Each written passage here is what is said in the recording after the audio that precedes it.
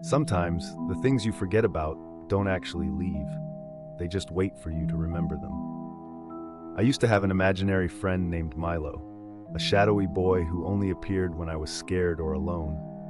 My parents always told me he wasn't real, so I stopped talking to him after I turned 10, and eventually I forgot he ever existed.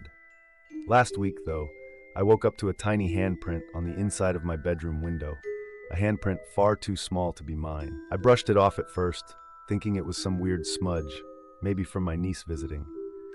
But the next morning, there were two handprints, one on the window, one on my bathroom mirror, both about the same size as before. That night, I lay in bed listening to the radiator clank and the wind rattle the glass, convincing myself it was all in my head.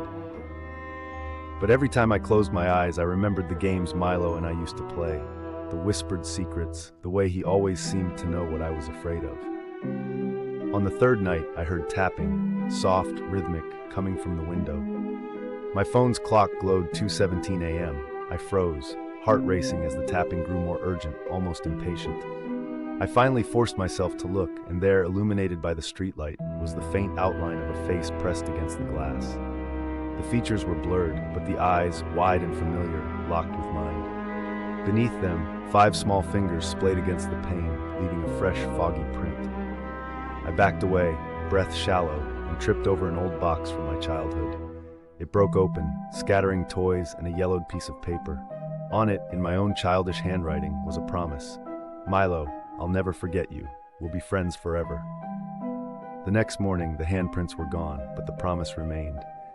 And every night since, the tapping has started, always at 2:17 a.m., waiting for me to remember what I owe.